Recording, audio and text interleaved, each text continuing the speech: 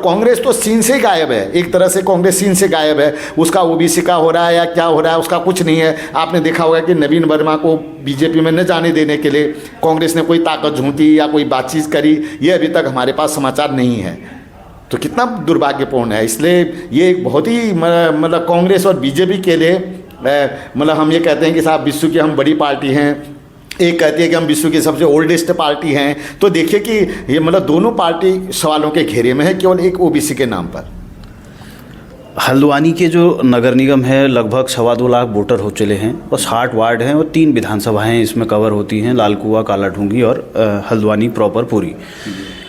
अगर इन अभी तो टिकट को लेकर हम बहस कर रहे हैं या ओबीसी सीट को लेकर बहस कर रहे हैं, अब जब बात टिकट मिलने के बाद विकास को लेकर चुनाव में जाने की बात आएगी तो क्या लगता है आपको कौन से ऐसे ज्वलंत मुद्दे हैं जो पार्टियों के पास होने चाहिए, चाहे भाजपा उसको अपनी उपलब्धि बना कर लेकर जाए या कांग्रेस नाकामी लेकर जाए? क्योंकि कहीं ना कहीं जब चुनाव में उतरते हैं तो जाहिर सी बात है डेवलपमेंट पर काम चर्चा होती है, तो उसको किस रूप में देखते हैं आप? देखिए, अगर हम डेवलपमेंट के मतलब उस पृष्ठभूमि पर अगर हम इलेक्शन को देखते हैं तो आप ये देखिए कि बीजेपी कटघरे में दिखेगी, क्योंकि पिछले 2 टर्म उसके लगातार उसके मेयर रहे हैं और जाहिर है कि 2 टर्म मेयर रहना अपने आप में बड़ी बात है। और इस 2 साल में जो बड़े इशू थे यहाँ पे वो इशू हास्य पे हैं। जैसे आईएसबीटी का एक बड़ा मामला है, वो मामला अभी नहीं हो पाया है। इंटरनेशनल स्टेडियम आपका बिल्कुल एक बहने की कगार पर है, जो देहरादून में राजीव गांधी जो इंटरनेशनल स्टेडियम बना वो, और ये 7 स्टेडियम बने थे, वहाँ मैच शुरू हो गया है। और आप देख रहे हैं कि हमारा स्टेडियम जो है गोला नदी उस स्टेडियम को क्रिकेट के स्टेडियम को फुटबॉल का बना दिया है। क्रिकेट के स्टेडियम को फुटबॉल का बना दिया है। तो देखिए कि मतलब एक ये बड़ी बात है। और इसके अलावा जो एक मतलब बड़ा एक यहाँ पर देखा गया था इंटरनेशनल जू।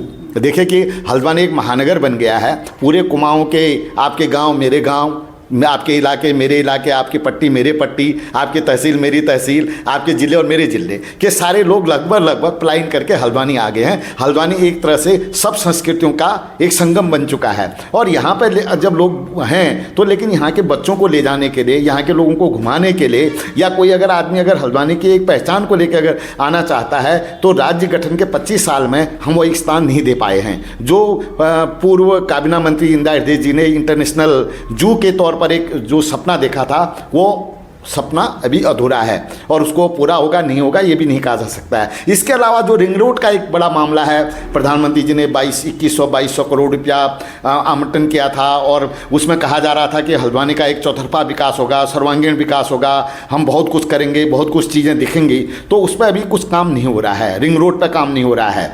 और इसके अलावा जो अन्य काम है, जैसे जाम की स्थिति है, जाम एक बहुत बड़ा यहाँ की स्थिति है।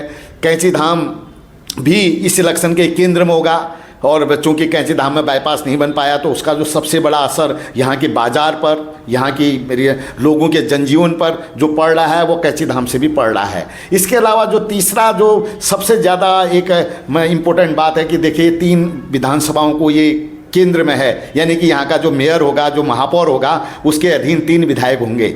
देखिए कि काला ढूंगी और हल्द्वानी और लाल कुआं में विकास की अनंत संभावना है। राज्य गठन के बाद एक भी इंडस्ट्री न तो काला ढूंगी में आई, न लाल कुआं में आई, न हल्द्वानी में आई, जबकि यहाँ पर संभावनाएं बहुत ज़्यादा हैं। तो इलेक्शन के दिनों में ये भी होगा। इसके अलावा जो पुलिसिंग है, पुलिसिंग व्यवस्था पे भी आएगी, जो प्रशासनिक व्यवस्था पे होगा उस पर भी सवाल होगा, एजुकेशन पर सवाल होगा, मेडिकल फैसिलिटी पर सवाल होंगे और साफ़ सफाई पर सवाल होंगे। तो कई मुद्दे होंगे।